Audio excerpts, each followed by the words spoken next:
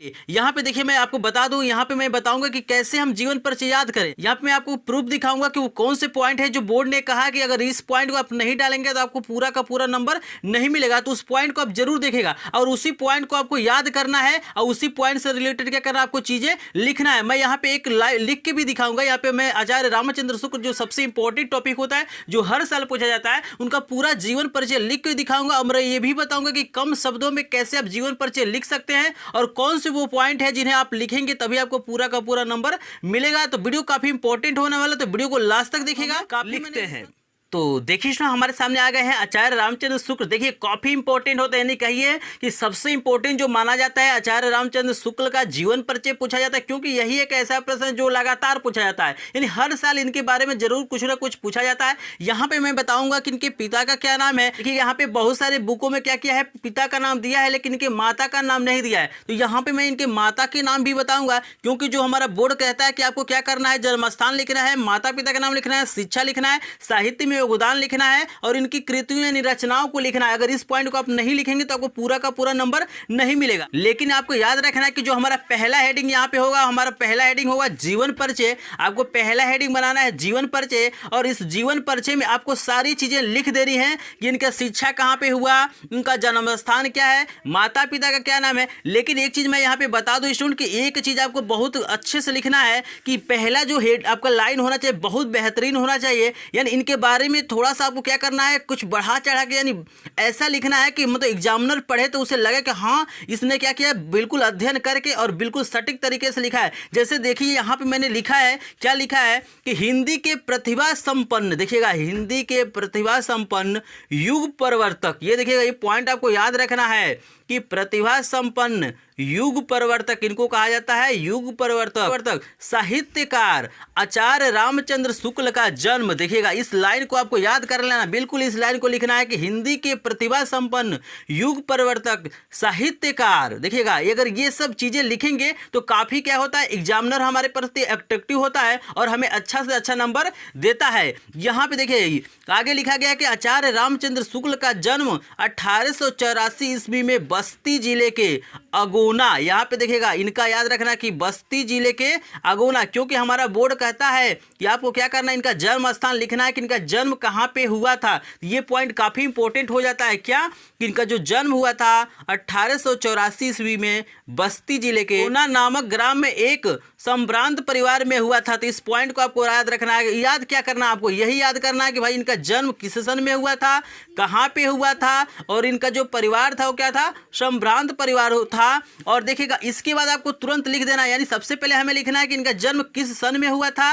कहाँ पे हुआ था, और उसके तुरंत बाद हमें क्या लिखना है, इनके माता पिता के बारे में लिखना है। तो देखिए इनके पिता का जो नाम था हमारा चंद्रबली शुक्ल था, इनके पिता का नाम था श्री चंद्रबली शुक्ल। यहाँ पे आप लोग ढूंढेंगे बुक में तो इनके माता का नाम वहाँ पे नहीं दिया हुआ। बहुत सारे बुकों को मैंने अध्ययन किया है, वहाँ पे क्या किया, उनके माता का नाम नहीं दिया है। तो यहाँ पे मैं बता दूं कि जिनका माता का नाम है, आपको स्क्रीन पे दिखाई दे रहा है, इनकी माता का नाम है विभासी देवी। इनके माता का नाम है विभासी देवी। तो इसको याद कर लेना है और आप भी कमेंट करके बताइए क्या इनके माता का नाम आपको पता था, विभासी देवी इनके माता का नाम है। तो इस पॉइंट को भी आपको याद रखना। दो चीजें मैंने बताते, एक तो जन्म स्थान लिखना है और आपको क्या करना है, उसके बाद से माता पिता के बारे में लिखना है। अब आपको लिखना है शिक्षा, यही पॉइंट आपको याद रखना है स्टूडेंट। बिल्कुल इसी पॉइंट के अनुसार क्या करना है, आपको जीवन परिचय लिखना है। अगर इस पॉइंट के अनुसार लिखते हैं तो आपको नंबर पाने से कोई रोक नहीं सकता है और जीवन परिचय पे आपको पूरा का पूरा नंबर मिलेगा। बिल्कुल जो मैंने बताया है उसी के अनुसार ये आपको लिखा गया है। तो हमने बता दिया आपको,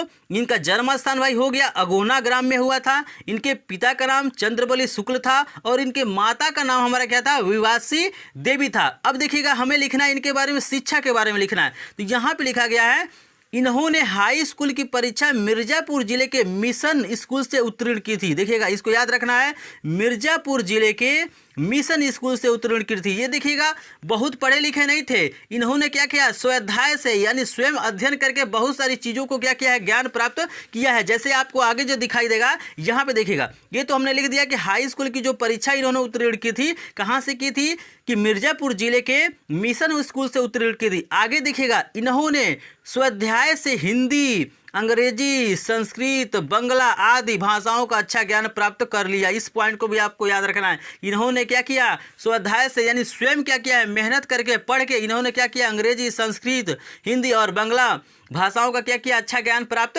किया है। तो देखिए जो मैंने पॉइंट बताया था, जिसने बोर्ड ने जो पॉइंट बताया है उसी के अनुसार ये बिल्कुल चीज़ें लिखी गई। ये नहीं कि आपको 2 पेज भर देना है, 3 पेज भर देना है, ऐसा कुछ नहीं स्टूडेंट। आपको क्या लिखना है कि भाई जो पॉइंट मैंने बताया है उसी पॉइंट को आपको लिखना है। अगर वो पॉइंट अगर आपके जीवन परिचय में है तो बिल्कुल आपको पूरा का पूरा नंबर मिलेगा, क्योंकि जो एग्जामिनर चेक करता है इसी पॉइंट को चेक करता है कि क्या उन्होंने जन्म स्थान लिखा है, माता पिता का नाम लिखा है, शिक्षा के बारे में लिखा है कि नहीं लिखा है। आगे चलिए देखिएगा, बहुत सटीक तरीके से मैं बता रहा हूँ, ऐसा आपको जीवन परिचय देखने के लिए नहीं मिलेगा। और जो लोग जीवन परिचय बहुत बड़ा लिखते हैं वो एक बार इसका स्क्रीनशॉट ले लीजिए। बहुत छोटा जीवन परिचय है, इजीली आपको याद हो जाएगा ये। आगे देखिए, बाद में शुक्ल जी ने काशी हिंदू विश्वविद्यालय में हिंदी के प्राध्यापक पद पर कार्य किया। ये देखिए, काशी हिंदू विश्वविद्यालय में इन्होंने प्राध्यापक के पद पे क्या किया है, काम किया है। और देखिएगा यहाँ पे जो लास्ट वाला जो आपको पॉइंट लिखना है जीवन परिचय में कि भाई इनका जो मृत्यु हुआ कब हुआ, तो इनका जो मृत्यु हुआ है 2 फरवरी 1941 ईस्वी में वो क्या हुए, स्वर्ग सिधार गए थे। इसी पॉइंट को क्या करना आपको जीवन परिचय में लिखना है। उसके बाद देखिए इसमें आपको हेडिंग बनाना है साहित्यिक रचनाएं, यहाँ आप लोग लिख सकते हैं कृतियाँ। ये पॉइंट बहुत इंपॉर्टेंट होता है कि पहला हमें लिखना है जीवन परिचय। जीवन परिचय में हम लोग क्या लिखेंगे, जन्म स्थान लिखेंगे, माता पिता का नाम लिखेंगे, शिक्षा लिखेंगे और जो इन्होंने किस तरह के संघर्ष किया अपने जीवन में, इस पॉइंट को हम लोग क्या करेंगे, लिखेंगे। अगला देखिए, साहित्यिक कृतियों में क्या करना, आपको बहुत ज़्यादा नहीं लिखना है, आपको जो मुख्य इनकी रचनाएं हैं, इनके लेख हैं, उन्हीं को क्या करना है, लिखना है। जैसे देखिएगा आचार्य रामचंद्र शुक्ल ने क्या किया था, बहुत सारी चीज़ों को लिखा था। यहाँ पे मैं बता दूँ कि निबंध, देखिएगा निबंध जो सबसे फेमस इनका है चिंतामणि है, विचार विधि है, तो आपको सिंपली याद कर लेना है। आलोचना जो लिखे थे, रस मीमांसा लिखे थे, त्रिवेणी लिखे थे, संपादन में आपने लिखा था जयसी ग्रंथावली, हिंदी शब्द सागर। यहाँ पे देखिए इतिहास में ये क्या लिखा है, हिंदी साहित्य का इतिहास। तो आपको सिंपली क्या करना, इस पॉइंट को याद कर लेना है। देखिए अगला जो हमारा होगा भाषा शैली, आपको यही पॉइंट बिल्कुल लिखना है। पहला आपको लिखना है जीवन परिचय, दूसरा आपको लिखना है साहित्यिक रचना या कृतियाँ लिख सकते हैं, और जो अगला पॉइंट हमारा होगा भाषा शैली, और जो सबसे लास्ट वाला होता है हमारा साहित्य में स्थान। ये पॉइंट काफी इंपॉर्टेंट होता है, इसी को आप लोग लिख सकते हैं साहित्यिक सेवाएं। ठीक है, साहित्य में स्थान लिखिए या आप लिख सकते हैं साहित्यिक सेवाएं, काफी इंपॉर्टेंट होता है। तो आपको भाषा शैली लिखना है कि शुक्ल जी की भाषा जो थी हमारा संस्कृत निष्ठ शुद्ध तथा परिमार्जित खड़ी बोली का इन्होंने क्या किया है, प्रयोग किया। यानी जो अपने लेख लिखे हैं इन्होंने क्या किया है, जो भी चीजें लिखी है उसमें क्या किया है, संस्कृत निष्ठ शुद्ध तथा परिमार्जित भाषा या खड़ी बोली का उपयोग किया है। इजीली आप लोग समझ गए। यहाँ पे देखिएगा, यहाँ पे मैं बहुत सटीक तरीके से यहाँ पे जीवन परिचय लिखा हूँ, इसका आप लोग स्क्रीनशॉट लीजिए, बिल्कुल इसी तरीके से लिखिए, आपको पूरा का पूरा नंबर मिलेगा। यहाँ पे देखिए साहित्य में आसान, आपको बहुत ज़्यादा चीज़ें लिखने की जरूरत नहीं है। यहाँ पे क्या लिखना है आपको कि शुक्ल जी हिंदी के श्रेष्ठ आलोचक, श्रेष्ठ निबंधकार, महान शैलीकार एवं युग परिवर्तक थे। ये पॉइंट बहुत इंपॉर्टेंट है, युग परिवर्तक आप लोग जरूर लिखेगा स्टूडेंट।